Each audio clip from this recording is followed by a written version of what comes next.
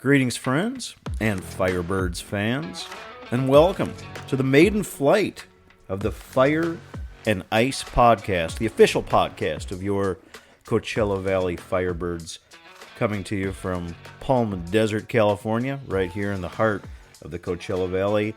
I'm your host, Judd Spicer, along with serving as host of this podcast on a monthly basis throughout the duration of the regular season, and what we hope is the postseason this inaugural year for the Coachella Valley Firebirds. Along with this duty, have the additional privilege and pleasure serving as Coachella Valley Firebirds insider, writing articles about team, staff, arena members. You can find a couple of those articles a month, along with all the info on Firebirds ticketing, stats, rosters, community outreach, and so forth at cvfirebirds.com. Got a great guest on this inaugural episode. 10-year pro hockey veteran. Spent a few of those years in the NHL playing for the New York Rangers and also the Minnesota Wild. Since moved into the coaching ranks. Now assistant coach on the Firebirds bench for Dan Bilesma. Stu Bickel is the initial guest, the inaugural guest on this first episode, the November incarnation of the Fire and Ice podcast. Before we get to the visit with Stu, little Firebirds freeze frame for you, if I may. Great start for our AHL team.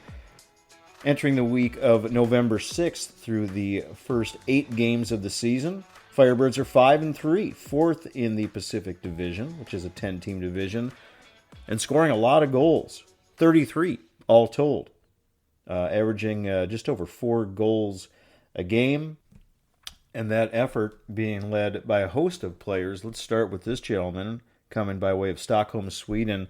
Jesper Froden, named the American Hockey League Player of the Month for October. First piece of hardware for our Firebirds. He's got 12 total points. He is tied for the team lead with Andrew Podorowski. Had the pleasure of speaking with Andrew for one of those aforementioned Firebird Insider articles. You can view that on the website soon. Andrew also with 12 points. Cole Lind, he recorded recently the first hat trick. That was last Saturday in Abbotsford. The first hat trick in Firebirds history. He's got a team-high 6 goals, aided by those 3, no doubt, and 11 total points. Firebirds captain Max McCormick, next on that list. He's got 10 points, led by a team-high 9 assists. The Firebirds currently, I won't say in the midst, but they have just begun a 16-game road trip before they make their home debut, much anticipated home debut, at Acrisure Arena. That takes place on Sunday, December 18th.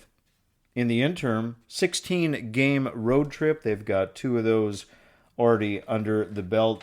Road trip is going to ensue this Friday and Saturday. That'd be November 11 and 12 at the Tucson Roadrunners. It's going to be followed by a pair of games November 18th, 19th. Of course, those are also on the road in Loveland, Colorado, against the Colorado Eagles. Exciting times, a lot of anticipation to be sure.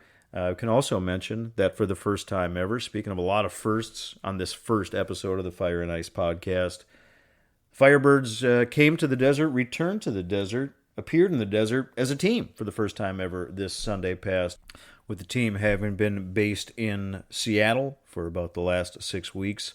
The players, the organization, have now moved permanently to the desert. Well, they'll come and go a little bit, undoubtedly, throughout this course of November, and then as they wind up that lengthy road trip through the beginning and middle of December before that December 18 debut, the unveiling of Acrisure Arena. So the Firebirds are here. They're here right now. It's good to have them here. Welcome to the desert. All right, friends, thank you. And all that prefaced, let's get to this week's visit with Stu Bickel, assistant coach for the Coachella Valley Firebirds.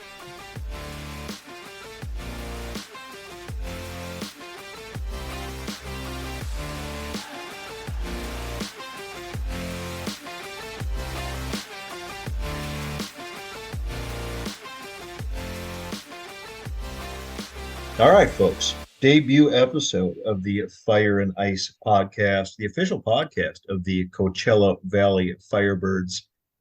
My guest for this November edition, he's a Minnesota native, just like yours truly.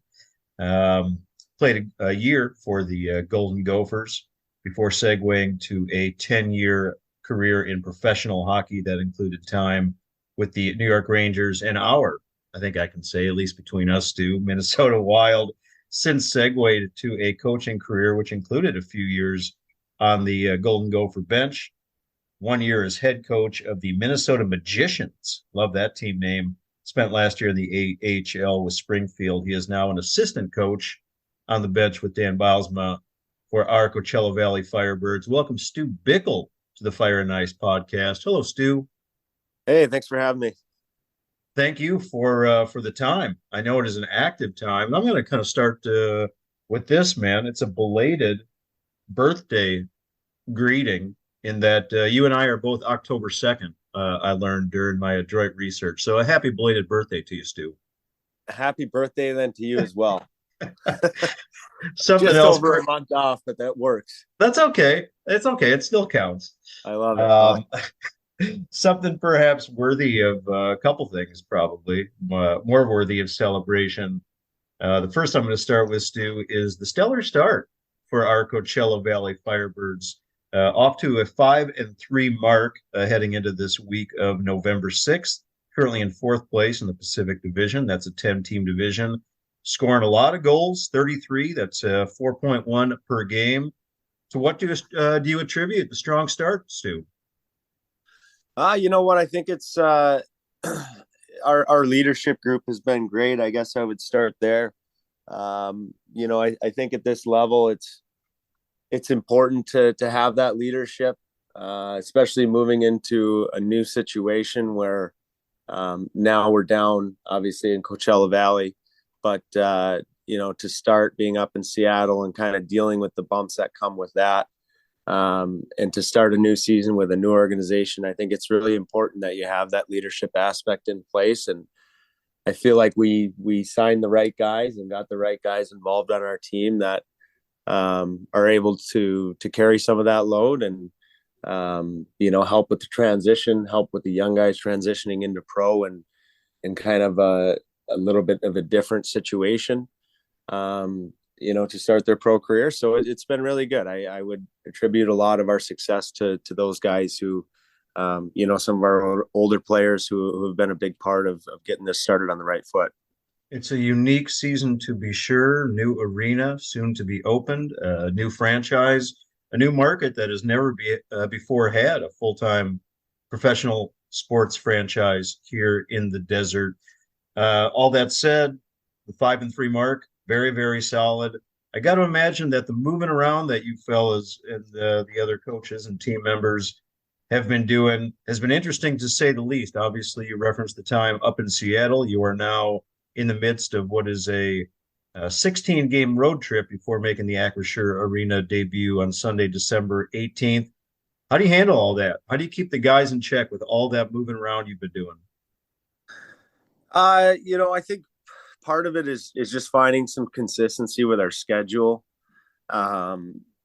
Still, even though we didn't have really our office setup that we'll have down here, still finding time to do individual video with players, especially at the end of the year. I think that's really important to spend time individually with the guys.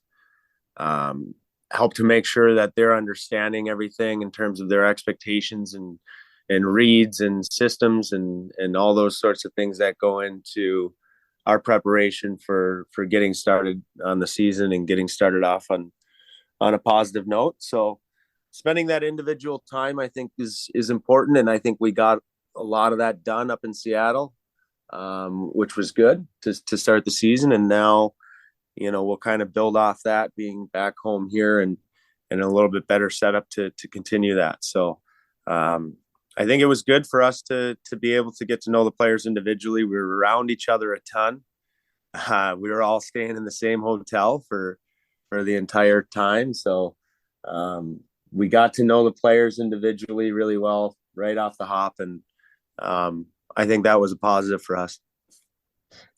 Maybe we can paint a little color on that time together in the hotel. I mean, is it just going to practice or going to a game and then everyone goes back on a bus together, Stu? Or is there time for, I don't know, hanging out, have dinner together, walking around Seattle? I think that the Yeah. folks in the Coachella Valley are really trying to get a sense of this group and how this group has gelled together. Yeah, it's been great. I mean, I think for our guys, it was living in kind of a confined area. For the guys who didn't have cars, some of the guys had their cars up there, so it was a little bit easier to get around. But you certainly run into the guys around, at the local restaurants, spots to grab lunch and stuff like that. So you run into the guys, got to spend some time there. We also had a hospitality room for the players, so they had some. I think they had an Xbox up there and ping pong and stuff like that, so they could spend time together during the day too. So just getting the guys around each other, opening up some of the younger guys a little bit and kind of finding out what makes them tick and all that. It's all part of the process. And like I said, I think our leadership was great and kind of facilitating that along the first few weeks of the season, and kind of helping build that culture and that team camaraderie that we want to build off and continue to build off down here in Palm Springs. Stu, the offensive output I referenced, 33 goals through those first 8 games, over 4 per game. Does that surprise you? No, I mean, if you look at it, I think we've got a lot of forwards who have a history of putting up points in this league. We've got some players who have played a lot in the NHL. So I think when you look at the makeup of our roster heading into the year, to me it's not really a huge surprise that we've had good offensive numbers. And we continue to round out the other areas of our game as well. But certainly a talented group up front, and some guys who can put the puck in the back of the net and have a history of doing so. So, hopefully they can continue that going and continue to build on some of the other aspects of the game as well. Stu, you referenced a couple times, and I'll use it as a segue of just recently arriving for the first time as a team in the Coachella Valley. This, of course, before your couple game road trip this Friday and Saturday, November 11th and 12th at the Tucson Roadrunners. But yeah, just this Sunday past, November 6th, for the first time, the Coachella Valley Firebirds flew in unison into the desert. What is happening over the course of this week? Before we got the mic going, you referenced that you seem to be getting yourself together with your own accommodations. I can only imagine that that's happening team, if not organization wide, for folks that have yet to actually live here in the Coachella Valley. Yeah. So I had the fortune of moving in before training camp up in Seattle. So I was settled by the time I got back. But for a lot of our guys, it was the first time they've seen where they're going to be living and all that. They're getting their keys for the first time, getting their furniture set up. So it's been a lot of that, just kind of logistical stuff as far as the living situation goes for each guy. But it's been good. I think guys are starting to get settled in, and they're excited to be here. They're fired up to be living here, but also to be playing for this organization. And now that we're in the new facility, getting a chance to see what's at their disposal here, I think they're really excited about the opportunity and what we can kind of build on in terms of the development aspect of things. What kind of accommodations are we talking about for the players here, Stu? Is it like 4 guys bunk it together? Does everyone have their own apartment? Don't need any addresses or anything on the Fire and Ice podcast, but I'm just curious what kind of living situations you come up with for the players here in the desert. Yeah, a number of our guys have their significant others with them. Some have kids. So most of those guys have their own places, and then I'm sure I've still got to get kind of a list together of who's living with who. But the younger guys I know there's a few that are that have roommates and that sort of thing. But I don't know if we have any houses with 3, but I will find out shortly over the next couple of days here, I'm sure, what all those accommodations look like. Stu, you also referenced Acrisure Arena, the facility coming together. I know that the Community Iceplex, I believe it's the Burger Community Iceplex, is that where you're going to be having an opportunity to spend this week doing some actual training at our new building? Yep, absolutely. We had practice here today. Had a team workout here today, so just kind of breaking in the new equipment, getting everything dialed in with the ice and all that. So it's been a positive start here. I think the guys are, they're wide eyed when they walk in here, and they're like, oh, this. I've been around the American League myself for, this is my 12th year between playing and coaching, and so I've seen a lot of different facilities across the league, and I can say I've never seen one quite like this. And so our guys definitely have everything they need here to improve their game and to improve their physical fitness and everything that comes along with it on and off the ice. So, there's no shortage of opportunity in terms of what we have at our disposal.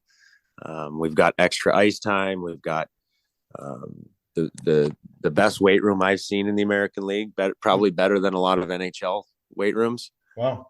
So it's really coming together nicely, and the parts that are done right now are just look beautiful, and I know our guys really appreciate having the opportunity to work out and skate in the facility. I know that enthusiasm, of course, Stu, is echoed by an ardent fan base ready to get a look at Acrisure Arena again. That home opener Sunday, December 18th. So you referenced your coaching. Curious about the dynamic between yourself, head coach Dan Bilesma, assistant coach, fellow assistant Jessica Campbell, both of whom I've had the opportunity to visit with for a few different endeavors in recent months. Who exactly is handling what? How are you breaking up the responsibilities?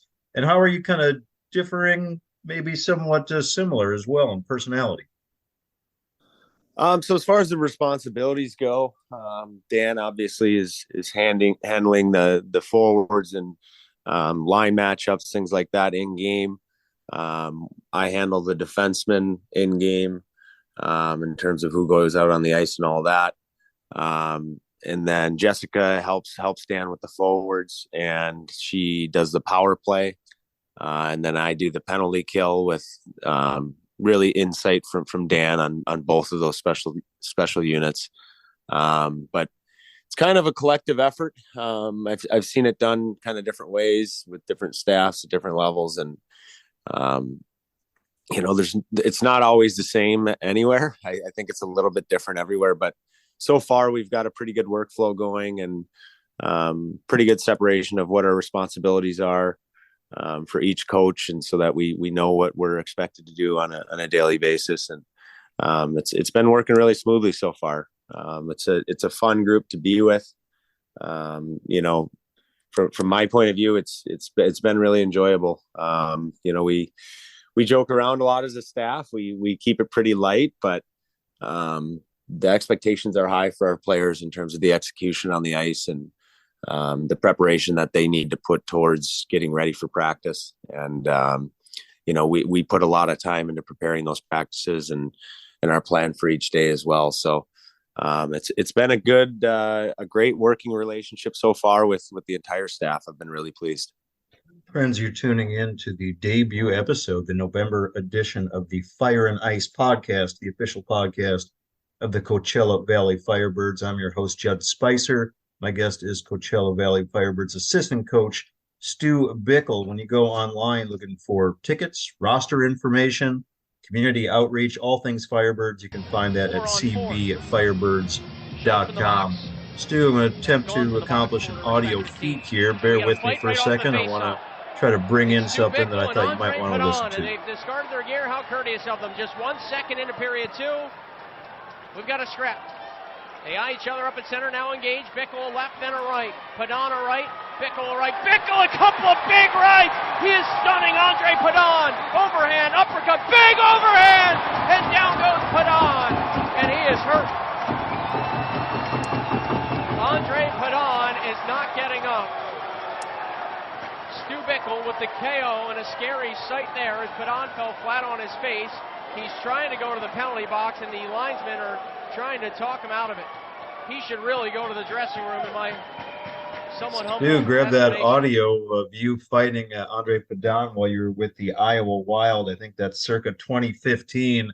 According to hockeyfights.com, which sounds kind of lame, but is actually an incredible website, Stu, that is one of 99 professional fights of some form or other that you were involved in across your 10 years in the AHL and the NHL. You take that as a badge of pride? Yeah, no, definitely did quite a bit of that as a player. And for me, it was finding a way to be an impact player. I never really had a ton of natural ability to score goals and things like that. And I think at some point in your career, you start looking at bringing value in other ways. And that was one of the things that, I was willing to do and willing to take on, and, had some success at it after a while, and just kind of built on that. And, certainly something I wasn't afraid to do as a player when it was needed, or sometimes too when it wasn't needed. So, well, when you go to this site, and maybe you've gone there, it is remarkably cataloged, hockeyfights.com. Not only does it have the dates, the opponents, the principals in each fight, it's got a lot of video attached, and watching a lot of videos of your fights. I guess I can see why over the course of 7 AHL seasons, 919 penalty minutes, Stu, and then in your 76 NHL games, 203 penalty minutes added on. When you're working with the Firebirds, are you trying to teach them how not to get those penalty minutes? No, I mean, we're, usually you're okay with the fives. You don't want to take a bunch of minors, but if you're taking a guy with you, then it's even numbers. So we're not adverse to the fighting major, or a coincidental minor if it's the right time for it. But certainly do want to stay away from taking slashing, hooking, holding penalties that are unnecessary and not impacting the play in a positive way. So you kind of got to splice the penalty minutes there, and there's probably a whole lot that we don't want, and there's probably a number that we do want. So it's not an exact science by any stretch. In your vast experience, what can that fighting, what can that kind of enforcing, that hard-nosed style play, what can it do for your team? What can it do for the rest of the team? What did you see it do? I think over the course of a long season, you want to have an identity as a team. And you want that identity to include standing up for your teammates. And I think when you do a good job of that, you let it be known to the rest of the league and to your opponents, that we're not going to sit there and take it. If there are things going on the ice that we deem to be over the line, then, we do have the people to handle that side of things. And,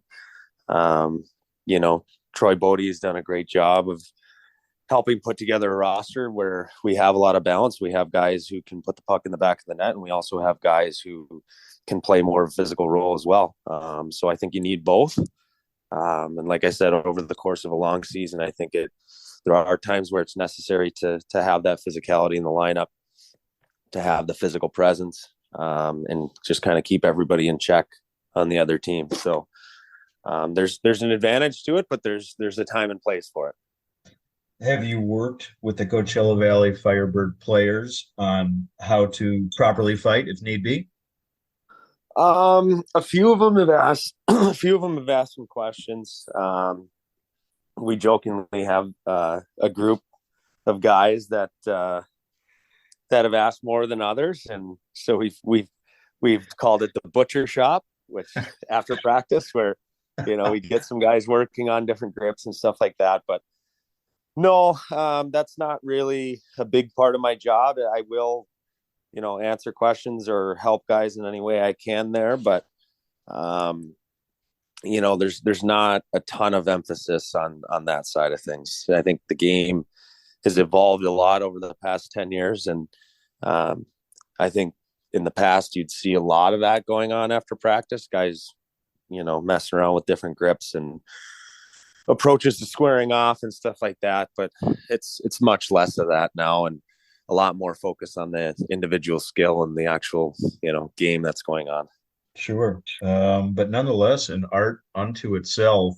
Can fighting, or maybe not even fighting, but enforcing, can that be taught to a player that's just not born and bred to do that, or perhaps not physically built to do that, Stu? Yeah, I think to a certain extent it can be taught. I think there has to be willingness on the player's end, and you certainly as a coach don't want guys fighting who are not comfortable doing it. You don't want to put anybody in a dangerous position. So it's not something that we urge guys to do or not do.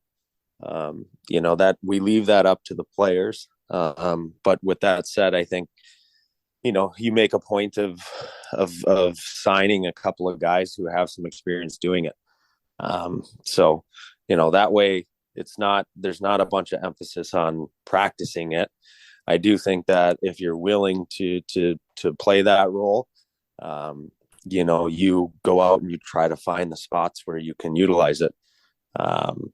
Certain guys who are not as willing to play that role, or don't need to, they're not out looking for it. So there's not a whole lot of direction in terms of the fighting aspect and coaching. We don't talk a whole lot about it, to be honest. Did you ever see the movie Goon with our fellow Minnesota native, Sean William Scott? Yeah, I did. I saw the first one. I didn't see the second one. Oh, the sequel, Goon: Last of the Enforcers? I have not seen that one. The fighting in that, I can say, is probably better than, say, the fighting in Youngblood with Rob Lowe. It's a little more believable. Yeah. Sean William Scott, by the way, born on October 3rd. Since we're talking birthdays, I had to interject that one. Stu. Oh, wow. You know all the birthdays. I love it. The adroit research team, yes. Youngblood is still a classic, though. It's a throwback. I love the movie. Growing up in Minnesota in the 1980s, I think we were forced to watch that, like in school, maybe even. I don't Yeah, Youngblood and Slapshot on different days. We'll round it back to the team and wrap it up with this one, Stu. Along your playing career, you wrapped it up right here in SoCal with the San Diego Gulls. I think you spent part of 3 seasons with them. What kind of taste did you get for professional hockey in SoCal during that time, and those opinions, those impressions, that learned knowledge of hockey in Southern California? What have you been able to pass along to the team members at this stage? I think it's crazy. I think you anticipate, like when I went down to San Diego for the last 3 years of my playing career, I didn't imagine that there would be a huge fan base waiting for us, just because of the climate and, there being so many other sports in the area in San Diego and whatnot. But we were received really well, and, they immediately were turning out good crowds and people trying to learn the game. And I got involved in the city there with some grassroots level, learn to play type programs, a summer camp that I did with kids at the Kroc Center there in San Diego for maybe 4 years, and leading out of playing as well. But definitely opened my eyes to how many hockey fans and kids there are who want to play hockey in Southern California. There's a lot of buzz about it, and so I think we're poised here to make our mark on the community in a good way, and hopefully gain a good and loyal fan base, and run with it from there. But our guys, I'm sure, will be and have been surprised at the the outpouring of support that we've gotten to this point, in a non-traditional hockey market. So it's been really good so far, and we're just excited to keep it going, keep building on it. Stu, kudos on the success with the Firebirds thus far. Again, the 5-3 mark. Wish you all the best on this weekend's double dip in Tucson. I can echo that enthusiasm that you referenced. Starting to see a lot of hats, a lot of shirts, a lot of Firebird sweaters here around the desert. I know that I'm not alone, and looking forward to that home debut on Sunday, December 18th. Continue success, Stu. When I have opportunity to meet you in person, I will not let you pull my sweater over my head, because I've seen what you can do after watching 100 videos. And in the interim, man, keep winning games, keep having success with the Firebirds. We look forward to having you in the desert on Acrisure Arena ice soon. Awesome. We're looking forward to it as well. I appreciate you having me on. Appreciate your time, Stu.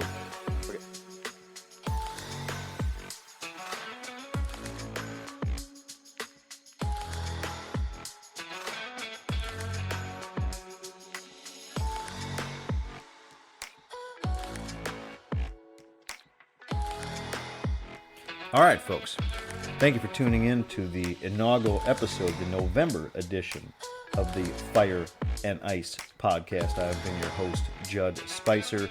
Appreciate the time. Enjoyed that visit with Firebirds assistant coach Stu Bickel. Don't get Stu angry. You won't like him when he's angry. Actually, he seemed like a pretty nice guy. But if you go back and watch some of those videos of Stu and his fights, you'll know what I am talking about. And when you're online watching those Stu Bickel videos, don't forget to visit cvfirebirds.com. That's your home for everything Coachella Valley Firebirds. From tickets, team, roster, stats, schedule. Also have a lot of great information there about the community outreach that the Coachella Valley Firebirds have done since making their way in the desert. They've really done some exceptional things out in the community, including, but certainly not limited to, the street hockey efforts put forth by the Firebirds, really introducing hockey to our valley. I think over 6,000 kids in new programs in local schools and clinics throughout the valley. Very impressive effort there. Again, you can find that information under the community tab at cvfirebirds.com. I know we're all eager, enthused to see the Coachella Valley Firebirds make their Acrisure Arena debut here on Sunday, December 18th. But in the interim, and actually throughout the course of the season, you're going to want to follow the Firebirds call of Evan Pivnik, doing some great job with the communications and play-by-play. You can follow him by listening to The Eagle here locally on the airwaves. That's 106.9 FM. That's the flagship home for the Coachella Valley Firebirds hockey team. You can also stream that, as I am wont to do, online. That's theeagle106.9.com. Again, scheduling reminder, we've got those games coming up at Tucson, Friday, November 11th, and Saturday, the 12th. And then next weekend, the Firebirds will travel to Loveland, Colorado, the 18th and 19th. Another weekend set, Friday and Saturday, at the Colorado Eagles. I want to give the Firebirds a follow on any of the social media routes. Might I recommend Facebook, Coachella Valley Firebirds, or the Instagram and Twitter routes, both of which the handle is at Firebirds. Again, appreciate your time and interest, friends. We'll see you on the ice soon. Until then, and always, remember, one valley, one team, rising together. You be well out there.